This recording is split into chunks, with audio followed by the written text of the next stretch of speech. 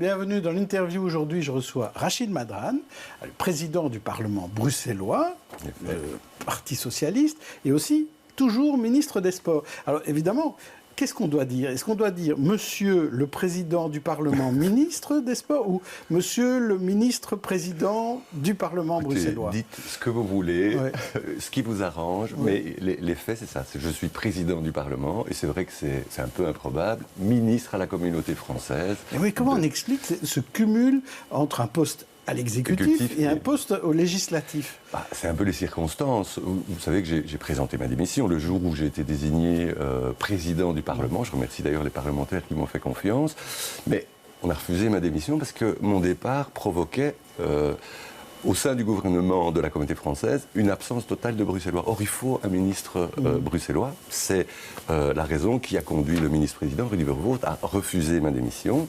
Donc, Rudy Demotte, vous êtes tombé de Rudy. Le Rudy de Bruxelles. En fait. Donc, Rudy Demotte a refusé la démission, parce qu'il faut un Bruxellois. Et moi, j'ai accepté la responsabilité. Évidemment, j'ai renoncé au salaire de ministre. Ça, c'est mais donc, évident. vous cumulez transitoirement, mais c'est un gouvernement finalement en affaires courantes. Voilà, on est en affaires courantes. Moi, je préfère dire j'assume les responsabilités jusqu'au bout. D'ailleurs, je ne suis pas le seul dans cette situation. Si vous regardez la région wallonne, par exemple, M. Borsu, il est ministre-président du gouvernement wallon, mais il est parlementaire wallon. Alda Gréoli, elle est d'ailleurs ma collègue à la communauté française, elle est ministre à la région wallonne, et en même temps, elle est parlementaire donc, il y a à la plusieurs région. cas, effectivement. Donc, c'est plus assumer des responsabilités jusqu'au bout, dans l'intérêt de l'institution elle-même, de la communauté française, et puis dans l'intérêt de notre démocratie. Alors, j'ai dit, vous êtes président du Parlement bruxellois, mais on parle aussi beaucoup de présidences de partis ces derniers temps.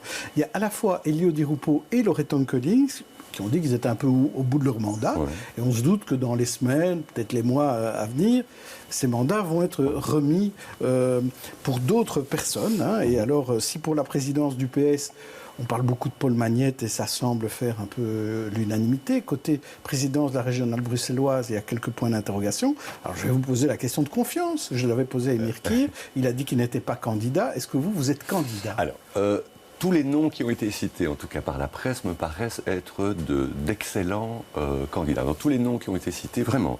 Moi, pour ma part, ça fait longtemps que je l'ai dit, moi, je suis à la disposition du parti et de la fédération. Et si les militants estiment que je peux assumer des responsabilités, moi, je prendrai les miennes à ce moment-là. Si je peux contribuer au renouveau de la Fédé, je le ferai.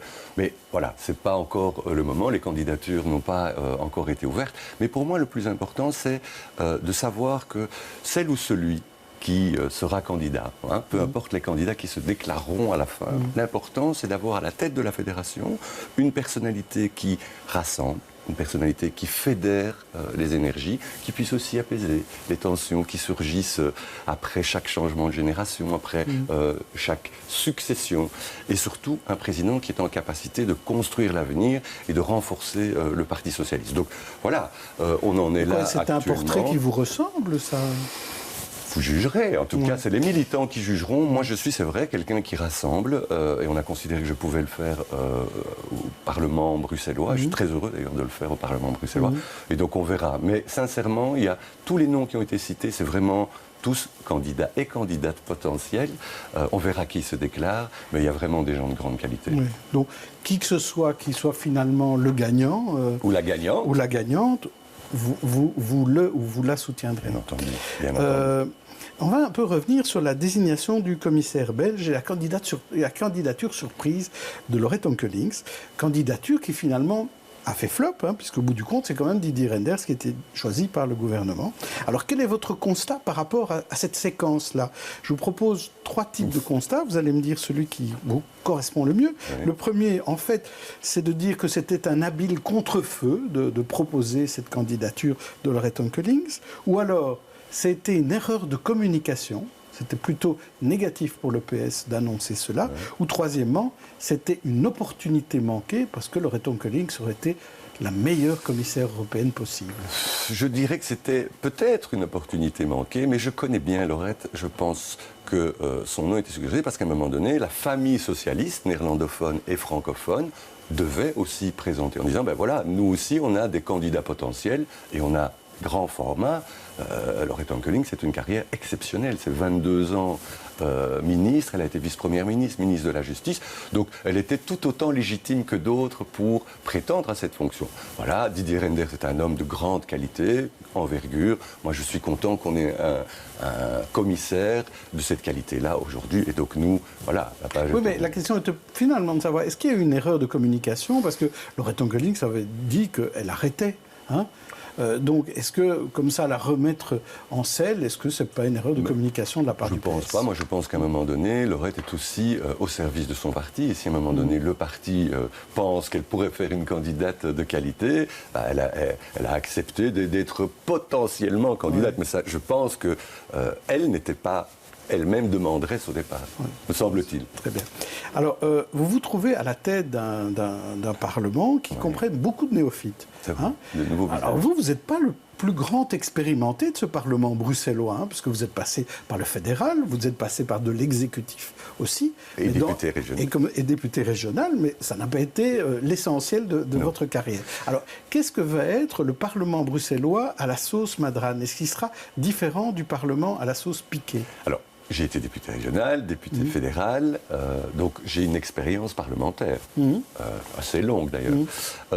Le Parlement à la sauce Madrane, c'est un président qui voudra, avec son bureau d'ailleurs, ouvrir les portes et les fenêtres. Moi, ce que j'ai envie, c'est de faire de la participation citoyenne, de faire en sorte que les Bruxellois se réapproprient ce lieu symbolique fort. C'est un Parlement, c'est le cœur de la démocratie, le haut lieu de la démocratie. Donc j'ai envie, finalement, Charles Piquet, et je profite de l'occasion pour lui rendre hommage, à amorcer un peu ce chemin, parce que vous savez, il a fait des panels citoyens sur la mobilité, la consulter des personnes. Moi-même, comme ministre, j'ai fait des cabinets citoyens avec Sven Gatz.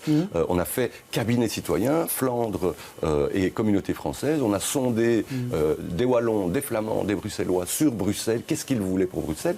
Donc je pense aujourd'hui que si on veut réconcilier la politique et les citoyens, c'est donner aussi la possibilité d'expression, de dialogue dans cette enceinte. Et donc moi j'ai envie je dois encore en discuter évidemment avec les membres du bureau, je n'ai pas encore les contours exacts, il faut encore que je dessine les contours, mais en tout cas le cœur ce sera le dialogue et la participation citoyenne. J'y tiens, je pense que c'est très important aujourd'hui et il y a une demande pour ça. Et donc on fera des rencontres, on fera des débats, on fera des discussions, peut-être des recommandations au gouvernement, des recommandations de citoyens, peut-être tirées au sort, dans des panels. Donc voilà, j'ai plusieurs idées. C'est un peu la continuité, ça, de ce que faisait donc le Parlement ces dernières années. Oui, mais l'ouvrir encore plus, approfondir, renforcer. Et je dois évidemment en discuter avec les autres collègues, hein, je ne vais pas faire ça tout seul. Mais j'ai envie qu'on puisse dire, voilà, le Parlement s'ouvre de nouveau à la population. Au fond, vous savez ce que j'ai envie de faire de ce Parlement? Une maison du peuple. Ce qu'il doit être, la maison du peuple. La maison du peuple bruxellois. C'est le PS, ça, la maison du peuple. Oui, mais c'est peut-être un réflexe pavlovien, mais en termes d'image, c'est ça. Ce Parlement doit être la maison des citoyens bruxellois. Et ils doivent pouvoir s'en approprier. Peut-être que les citoyens peuvent aussi suggérer des thématiques, aborder des choses. Il y a les écoles, les enfants, les aînés. J'ai une thématique, par exemple, la taxe au kilomètre. Hein, on en a beaucoup parlé ces derniers jours. En mobilité. La taxe au kilomètre, je pense que c'est quelque chose dont on pourrait parler. Mais là, ce qui est important, c'est peut-être de dire qu'avant de se lancer et de foncer, il faut peut-être d'abord travailler sur la concertation. On ne va pas faire ça seul dans notre petit coin. C'est dans la déclaration de politique générale, mais il faut pouvoir le faire avec nos amis flamands et nos amis wallons. Parce que c'est eux qu'on risque de taxer, donc ils ont aussi leur mot à dire. Aussi, ça, en fait. Mais ça veut dire que ça a des implications chez eux aussi. Il y a des nafteurs qui viennent à Bruxelles. On ne peut pas, nous, comme ça, comme un village gaulois, décider tout seul qu'on va le faire. Ce n'est pas encore le moment. Maintenant, on est dans le temps de la concertation et de l'approfondissement. Alors, en tant que président du Parlement, vous avez certainement un avis sur la manière dont fonctionnent les groupes. Alors, on a vu que le CDH n'avait pas assez de députés pour former un groupe. Est-ce que vous trouvez qu'il faut leur ouvrir la porte pour qu'ils aient les mêmes avantages que les autres groupes politiques? Non seulement je le trouve, mais je me suis battu et avec les membres du bureau, et on a accepté, on va faire en sorte que ça puisse... Parce qu'il y a une règle dans le règlement qui dit que dans chaque groupe linguistique, il faut que le groupe atteigne 10%. Et c'est arrondi à l'unité inférieure. Du coup, quand vous avez un groupe politique néerlandophone où ils sont 2 ou 1, ils arrondissent à l'unité inférieure, ça veut dire qu'un élu néerlandophone, avec un seul élu, un lui groupe tout seul, avec il fait 10%. Voilà, il devient groupe avec des collaborateurs, etc. Un groupe comme le CDH, il y a 60 et quelques députés, ils sont 6, on est à l'unité inférieure, voilà, on se rend compte finalement que les 72 députés francophones, ils doivent être plus nombreux pour pouvoir avoir un groupe. Donc c'est pas normal. La démocratie, je trouve, mérite qu'on soutienne. Et donc moi j'ai rencontré Céline Frémaux, on a parlé au bureau, moi je suis favorable, donc il faudra qu'on en reparle. En tout cas, on s'est battu pour qu'ils aient des locaux, ils auront des locaux, et il faut qu'ils puissent fonctionner de la manière la plus optimale possible. Vous défendrez ce point de vue-là? Absolument, et je me suis engagé auprès de Maxime Prévost et Céline Frémaux de le faire passer au bureau. Et je dois être tout à fait sincère, tous les groupes politiques présents au bureau allaient dans ce sens.